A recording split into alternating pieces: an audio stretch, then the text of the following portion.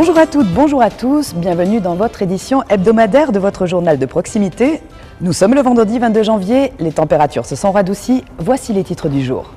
Nous vous présenterons tout d'abord un jeu de loisirs et de précision, le billard français. Nous partirons ensuite à la découverte des glaces avec Immerpol, l'Institut des mers polaires de Vélizy. Puis direction l'espace jeunesse qui nous parlera d'un nouveau rendez-vous mensuel. Et enfin, nous conclurons sur le pop-up, un art papier poétique qui séduit les enfants. Créé il y a 2 décennies, le billard club de Vélizy-Villacoublay n'a plus la compétition dans la peau comme il y a quelque temps, où les championnats étaient légion et où les membres victorieux amassaient les coupes.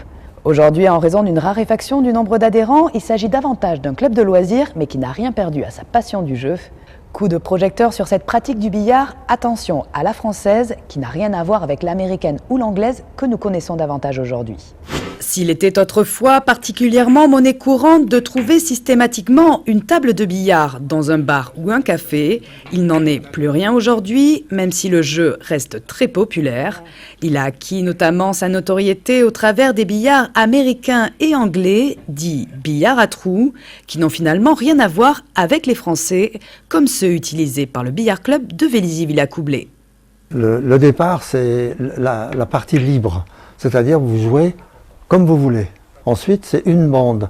Vous êtes obligé, avant de toucher la deuxième bille, de faire une bande.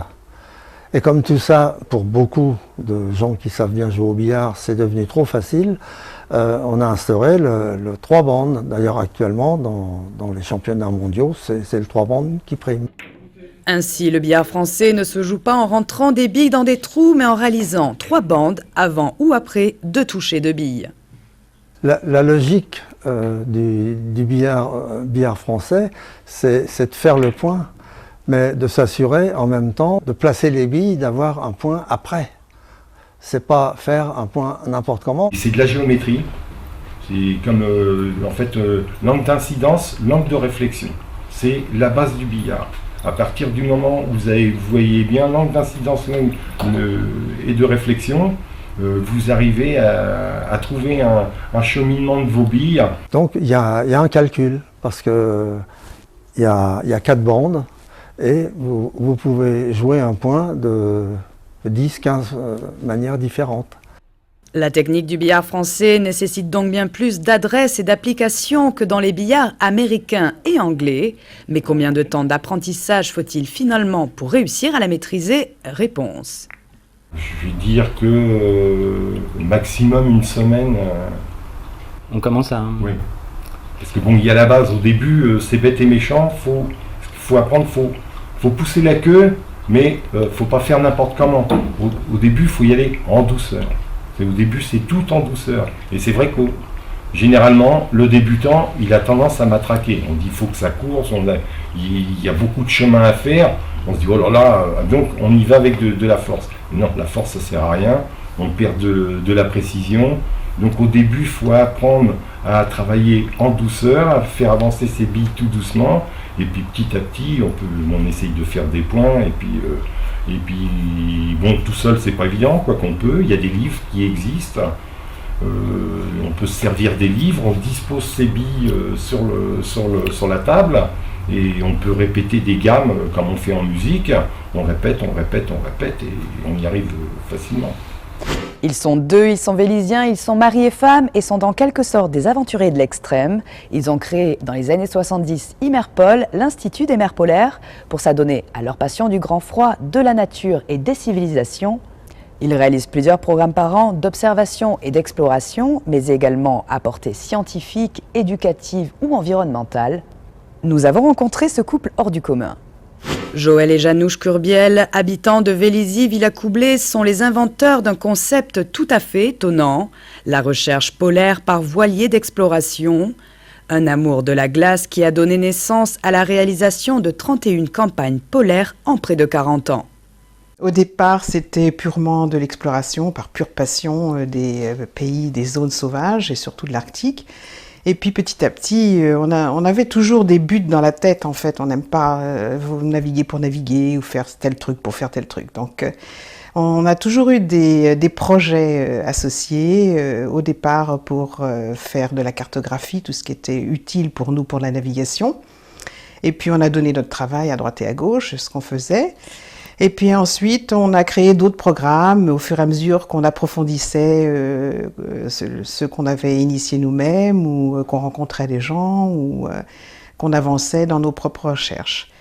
Et puis sur le tard, on a passé un doctorat en climatologie polaire qui nous a complètement mis sur les rails scientifiques. Les programmes scientifiques conduits actuellement par Joël et Janouche sont fondamentaux. Ils étudient notamment les variations du climat sur la planète, le processus de gel-dégel ou encore l'impact de la pollution dans les régions arctiques.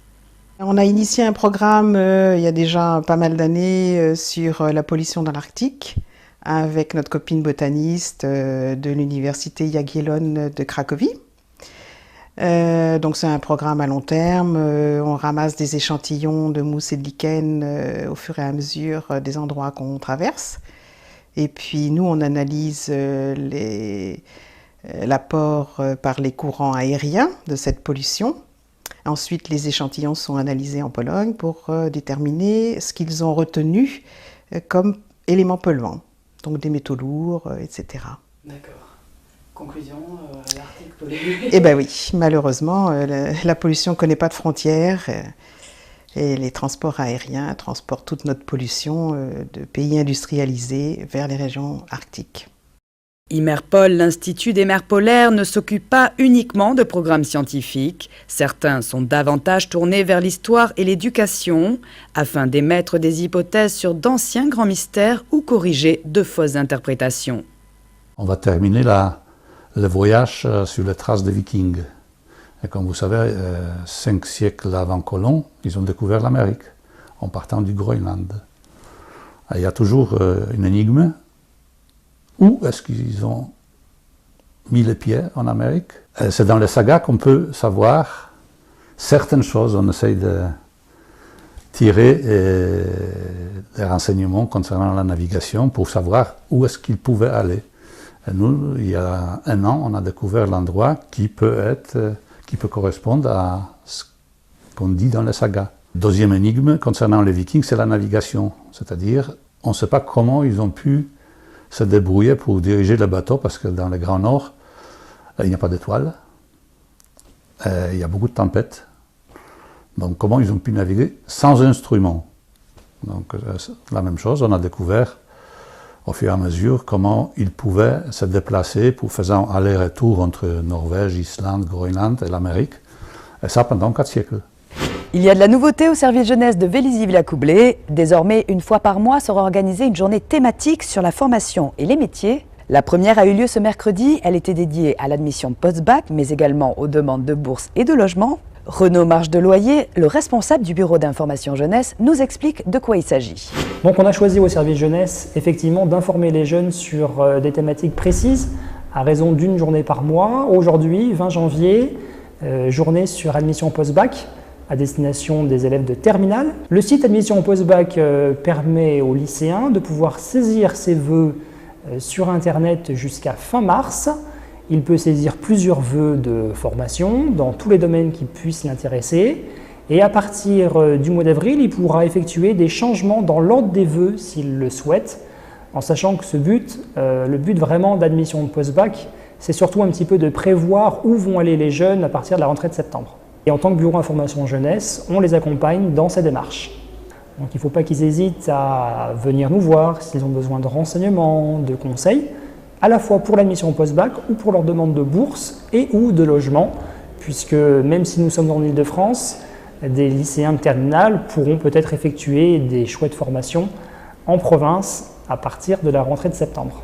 D'autres journées thématiques seront également proposées au bureau information jeunesse. Une journée au mois de février sur l'apprentissage, l'alternance, la professionnalisation. Ce sont des filières qui sont accessibles dès 15 ans, dès 16 ans et qui permettent à un jeune d'acquérir à la fois une formation dans une école, mais également de l'expérience dans une entreprise. Aujourd'hui, l'apprentissage est quelque chose qui est très reconnu puisque ça apporte énormément de qualité à un jeune. Puis en mars, nous aurons également une journée d'information sur les métiers de l'industrie, dans le cadre de la semaine de l'industrie, puisque c'est également un secteur d'activité qui comporte énormément de métiers, souvent méconnus des jeunes. Le mois de janvier a été résolument tourné sur la thématique du pop-up à la médiathèque de Vélizy-Villacoublay. Ces livres en 3 dimensions et en relief passionnent les enfants depuis des générations. Nous avons assisté à un atelier créatif animé par l'auteure de livres jeunesse Anne-Sophie Baumann. Le pop-up était à l'honneur ce mois de janvier à la médiathèque, à travers une exposition tout d'abord, mais également par le biais d'ateliers récréatifs. Ce mercredi, 7 enfants de 6 à 10 ans s'étaient inscrits pour venir s'initier à la création de livres présentant des petites sculptures de papier, sous les conseils bienveillants de l'animatrice Anne-Sophie Baumann, auteure d'une 30aine de livres jeunesse. Le pop-up, en fait, j'ai eu des livres pour enfants. Enfin, quand j'étais petite, mes parents m'ont donné quelques livres, m'ont offert des livres, dont des livres pop-up. Je pense que ça m'a influencée, dont un livre qui est ici. Et puis ensuite, j'ai été éditrice il y a longtemps. Puis j'ai été auteure en parallèle. Et puis je suis devenue auteure à plein temps. Et toujours pour les enfants. Et c'est les systèmes d'animation qui m'intéressent pour transmettre des connaissances de manière ludique, en fait. Si le pop-up est un art qui semble particulièrement innovant, il est loin d'être apparu récemment et continue de faire recette année après année auprès des enfants qui apprécient découvrir ou créer par eux-mêmes ces surprises visuelles. C'est très très ancien le pop-up, ça date, les premiers pop-up datent du début du XXe siècle et même il y en a peut-être quelques prémices avant, donc ça fait longtemps. Et les livres animés, ça fait très longtemps, depuis le Moyen-Âge. Oui, c'est une longue histoire. À Noël, il y a beaucoup de livres pop-up qui sortent. C'est ludique, c'est drôle, l'enfant peut le lire et le relire. Et faire naître la surprise et la faire renaître. Donc oui, c'est des livres très importants pour les enfants. Avant de vous quitter, une information stationnement et un rendez-vous pour ce week-end. Sachez tout d'abord que les parkings d'Authier et Saint-Exupéry sont passés à la location depuis le 1er janvier 2016 au prix de 61,34 € pour les voitures et de 34,20 € pour les motos. Une soirée crêpes et cidre organisée par Eldora-Danse avec un dress code, noir et blanc ou drapeau breton. Un tarif par contre à l'entrée, 10 € pour les adhérents et 12 € pour le grand public. Ce JT est maintenant terminé, merci de l'avoir suivi. On se retrouve la semaine prochaine pour un nouveau numéro. Attention, ne partez pas tout de suite, le personnel de la mairie a une petite surprise pour vous. Oh, trop bien hier soir le film sur les pompiers. Arrête. Mais comment t'as fait parce que tu bossais hier soir? Mais facile, poulette. Arrête. Tu prends la pancarte. Ouais. T'affiches complet. Ouais. Tu te faufiles dans la salle. Arrête. Tu t'installes, tranquillou. Et tu regardes le film. Un vrai bonheur. Non.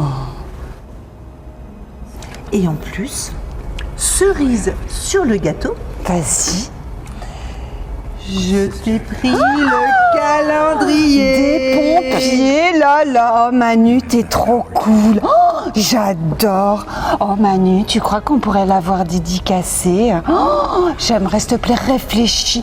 Allez, réfléchis. Oh, dis-moi comment on pourrait l'avoir. Regarde comme ils sont beaux. Oh, trouve-moi la solution. Réfléchis. Tape-moi 5. Vas-y. J'ai une top idée. Arrête. T'es prête? Dis-moi. Ouais, dis-moi. Ok. Bouge pas.